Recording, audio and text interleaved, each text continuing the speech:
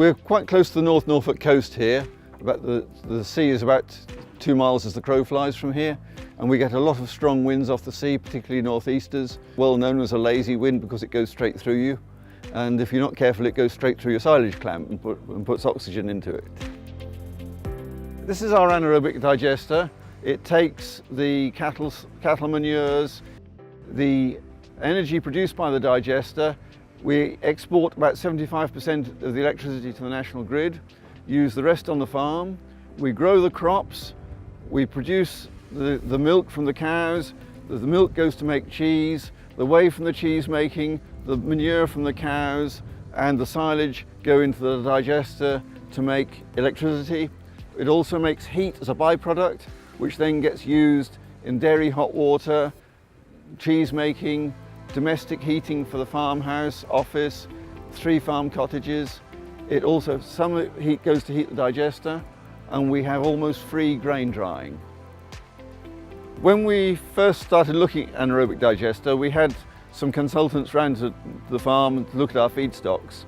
And I said, we sometimes get some really rubbish silage. Could we put that in the digester? They took some away and analysed it and said, yes, you can put it in the digester, but you'll have to put a mycotoxin binder in at about 20 times the normal rate you would apply it for cows. So obviously that was out. So fortunately Silostop reduced that wastage, but we still need to make sure we put not just not spoiled silage, but good quality silage in the digester. What we grow our maize silage for the cows and for the digester is as a source of energy. And when silage heats and spoils, it's losing that energy. So we've lost what we've grown it for. We always used to cover our silage clamps with thick black plastic, and we had quite a bit of wastage. There was always a trailer on standby to receive the waste silage, which then went on the muck heap. And I was unhappy at that because I don't like harvesting expensive crop and then throwing it away. So when I first saw Silostop being mentioned in the farming press, it must have been about 10 years ago, and explaining how the oxygen barrier system worked, as an engineer and scientist, it struck true to me. So I thought that's something I need to try. If you're getting losses on the top of the clamp, if you're taking half a shear grab off across the clamp, then a clamp like this, then you're probably going to be throwing away 2 tonne a day. Well, you can't afford to do that. If maize is worth £30 a tonne, that's £60 a day that you're throwing away.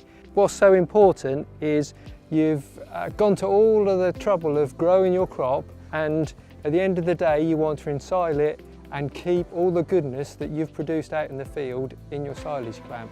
And so that's why we say to farmers when they're clamping their maize is to get it rolled down really tight to exclude the air, and then to seal it with the Silostop on the top so that you've got no oxygen in the clamp and you're preserving all of that goodness that you've produced over the summer.